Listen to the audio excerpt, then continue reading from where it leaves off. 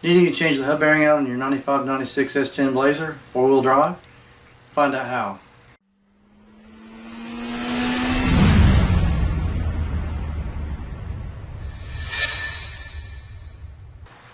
If you're thinking about changing out the hub bearing on your S10 Blazer, it's not as hard as it may seem. I mean, a lot of people think, "Oh my gosh, it's a really hard job," but it's not that bad. It doesn't take that long, and when we get into this video, you'll see how simple it is. The only tips that I would give you is make sure that whenever you're taking the bolts off, clean all the bolts up. You do have to disassemble the brakes, meaning you have to take the caliper loose off the rotor. You want to make sure that you clean all your caliper bolts up and the little slides and grease them again. Anytime that you pull the brakes apart for whatever reason, whatever you're doing on any vehicle, it's a big good idea to make sure everything's clean and re-grease it while you've got it apart, because it does help. Because when that grease dries up, the calipers try to stick. They'll move, but eventually it's just little rubber O-rings on this style braking system. So be sure to put some brake grease on it. And I'll put everything that goes in this video: hub bearing, grease for calipers, actually also these braking systems on the 95 and 96 S10 Blazers, and actually it's not just them, it's this style braking system period. The threads get stretched and weak in the spindle.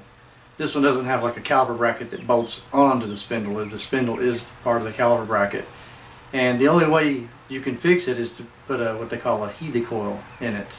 It's a thread repair kit. It's actually, you drill the hole out bigger, you thread it for the outside threads of a thread insert that gives you the correct threads on the inside. That way everything stays the same. If you don't want to go through the trouble of putting a helicoil, that would be the correct way. That way you can always use the correct size caliper bolts. But there is an alternative, and it's called an oversized caliper bolt. And I'll put that number and the link to get it down here in the description as well. So always look down in the description of my videos, because I put everything that could be related to what I'm doing in the video that you might need. And if I don't have something like a tool or something listed in there, if you don't see the answer to a question you have either in the description or in this video, be sure to leave a comment and ask me. I check my comments daily and I reply to them.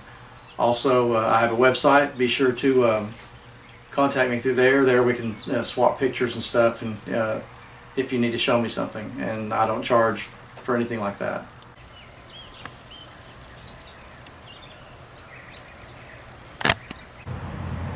First, jack it up and then put it on securely on some jack stands. Shake your vehicle, make sure it's not going to fall off or anything. Double check it before you start climbing underneath it or getting underneath anything that could fall on you.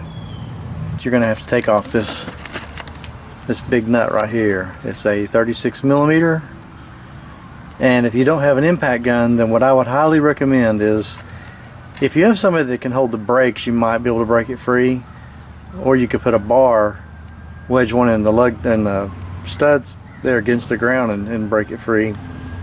But I would recommend just leaving, before you lift it up, take the center cap out of the wheel and run through the wheel, and with it sitting on the ground with the emergency brake on and the wheels chalk, break the nut loose free and then just unratchet it. Once you do have it up and you have the wheel off, again, it's going to help if you got somebody that might be able to hold the brake.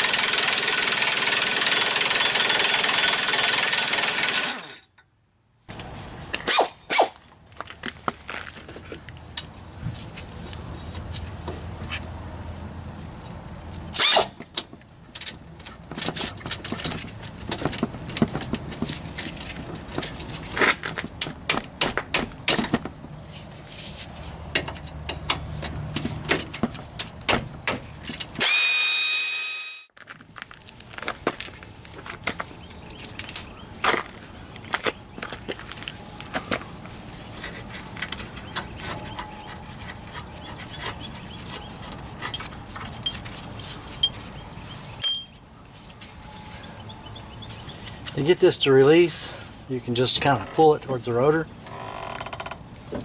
What you're doing is you're compressing the piston in, and that lets the pads just slide right off. And I'm just going to go ahead and take the pads off because they're going to flop around.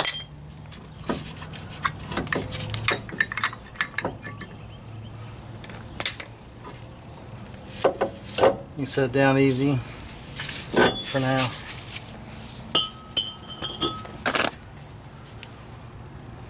We're gonna get some wire and hang it off something up there. You can either you can buy the hooks to hold these. I don't even think I have one, because I found that the hooks never can find a place to hook it to. It's out of the way. So with wire, I can kind of generally just find me something to tie onto and then hang it where I want to.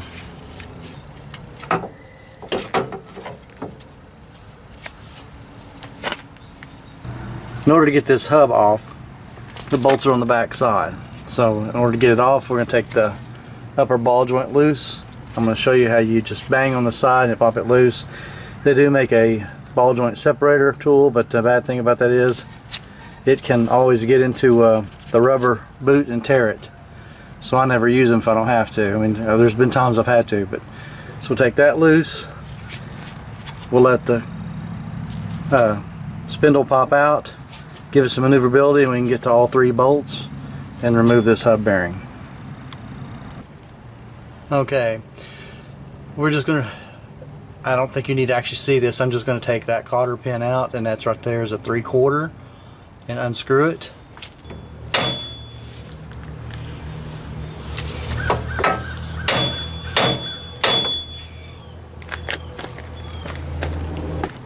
Okay, the CV shaft needs to be driven out of it.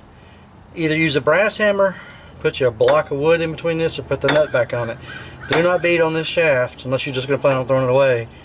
Unless you're replacing the shaft too. Do not beat on this shaft with a regular metal hammer. It should just release. These take an 18mm socket, so if you're going to do the ratcheting thing, you're going to have fun. It's not that bad really. I'm going to go ahead and use my impact gun on it. If you do have an impact gun, you want to get you a universal swivel for impacts. It makes life a lot easier. A regular universal joint, the chrome plated ones that look like a universal joint in a car, they don't work too well for impacting.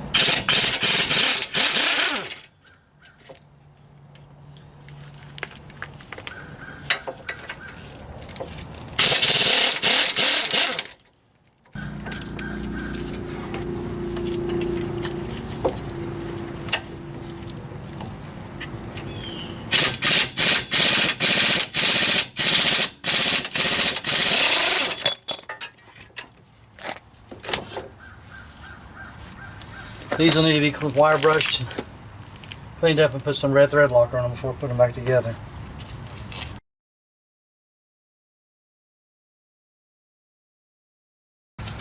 Slide your backing plate.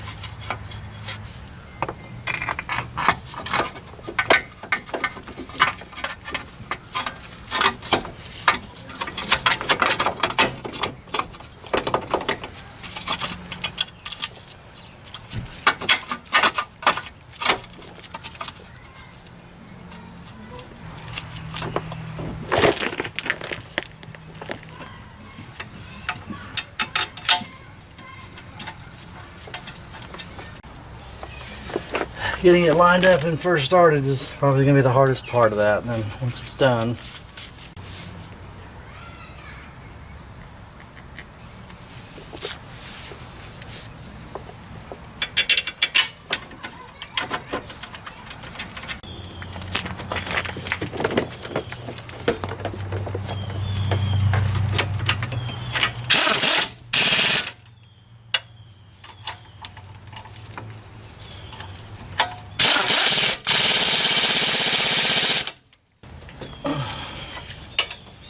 I always go over my bolts that I know has to have high torque, and I have to use a swivel on, because sometimes the swivel can take away from the torque that it can put on it. Now comes one more fun part to get this back connected.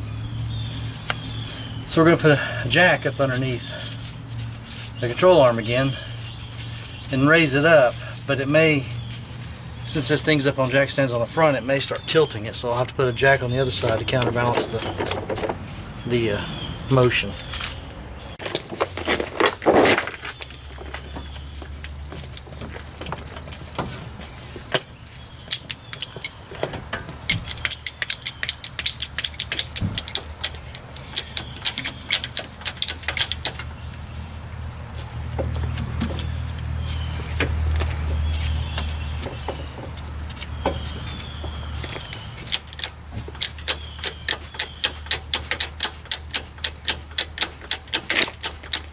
This is done as I thought. Now I'm gonna put a bar on this thing and see if I can pull it down. If not, I'll have to jack the other side to counterbalance what I'm doing.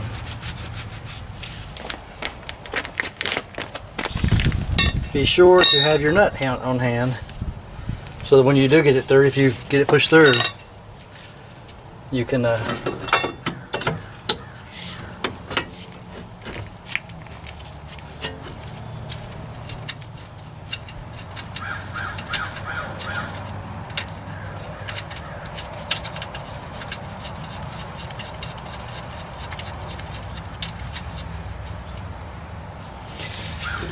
voila.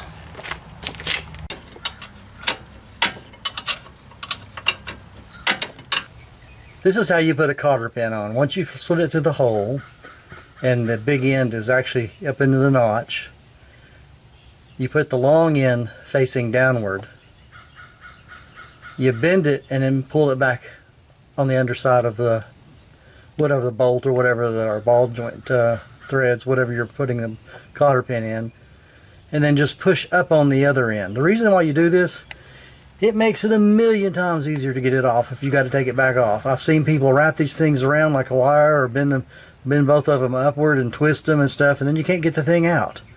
If you do it like this, they'll come out when you need to take them out. Otherwise, and they're locked in good here. So this is the way you put a cotter pin in. The next step is I'm fixing to put the rotor and the caliper back on. But the caliper bolts, or the guide pin caliper bolts, the bottom one is semi stripped out. You can't really ever tighten it down. If you tried, you'd strip it. The actual real fix would be to drill this out and put a helicoil kit in it, which is like a thread repair kit. But nobody carries this size here locally, and I can't get it for days. So the solution for now is an oversized bolt. Dorman makes guide pin bolts, caliper bolts, but the threads are just a hair over, and what it does, it tightens up inside that hole better. It's a whole kit. I only need one bolt out of this. I'm not going to put it in the other one, but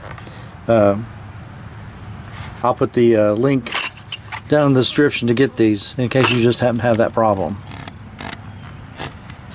Anytime that you have to pull the brake caliper off for whatever, I mean, if you're doing brakes, if you just got to pull it off or something, whatever, always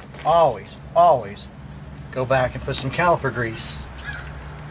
On this style caliper, you definitely need caliper grease on it. All you need to do is just take your Q-tip, get your little either squeeze tube or bottle of, I keep a bottle because I do so many brakes, but just put your little caliper grease in there. And it doesn't hurt if you got enough miles on it to go ahead and put a new hardware kit, which means new guide pins and new O-rings that go on these things. You want to clean your little bushings up that go in here. Make sure they still fit in the slide. Those fit good.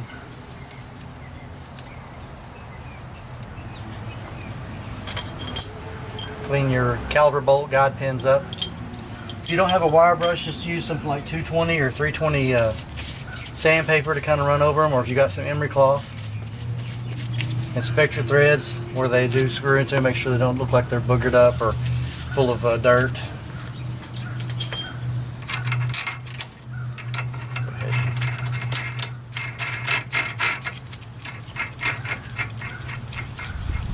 I'll be tightening that up here in a minute.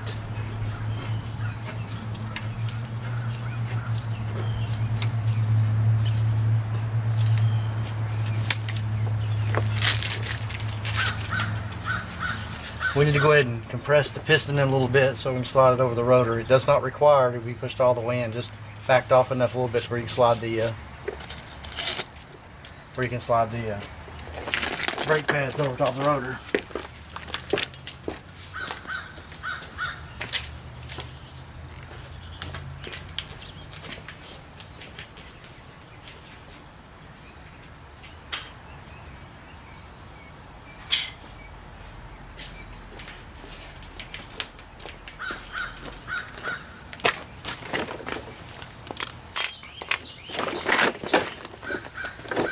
You can use a big pair of channel locks and squeeze it just a little bit, or if you have one of these caliper compression tools, and they make them different kind of ways too, make them ratcheting. It's just the most common. I'm going to use the outside pad, and I'm going to turn it where the pads are pushed against the piston a little bit. That way I'm not wanting to push on the actual pad itself that runs on the rotor with this. So.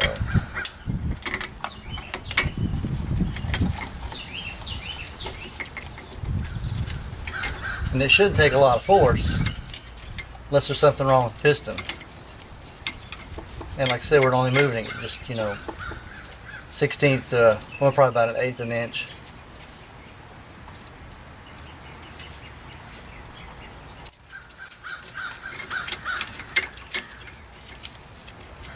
And other than tightening this nut, and I'll put the foot-pound torque, what it's supposed to, I think it's like 240 or 280 foot-pounds. I'll have to look it up, and I'll put that down in the description.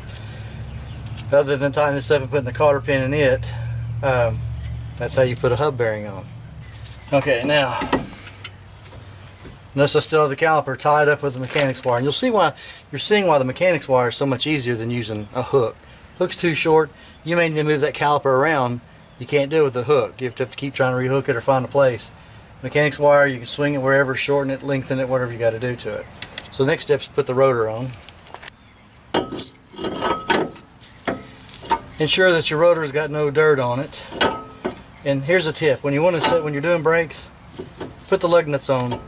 If you don't have a screw that goes in there to hold it against the hub, then just put a couple of lug nuts on. That way it makes it easier to set the brake caliper on and set everything in place and tighten things up. Nice thing about these hubs is they come with brand new studs.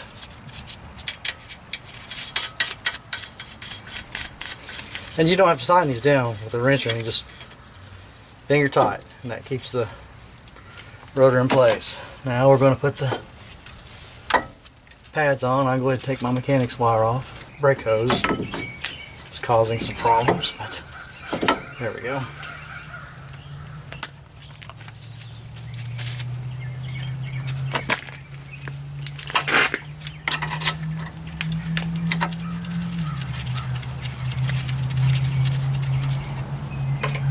I always look down the descriptions of my videos because I always put the parts, even if I used them or not, that you could possibly use or need. You may also notice that on your replacement shafts at the cotter pin hole, the cotter pin doesn't actually go in the slot of the bolt. You'd have to have 2 or 3 washers to make that happen. But I still put the cotter key in there anyways because these don't self-tight like the old ones do. So in this video you saw how I took the upper control arm loose, and of course the CV shaft and everything's loose, but I let the spindle fall forward and I was able to get to the 3 bolts that hold the hub bearing, and that allowed me to take it off. It's not real hard. Like I said, the biggest thing is if you don't have impact wrench or air tools and stuff, you have to do it by hand. It makes it a little tougher, but it's still not that bad. So I hope this video helped you, and if it did, be sure to like and subscribe. And always check back because I'm always working on a variety of things that are either crazy or something rare or something you might just need to know. See you in the next one.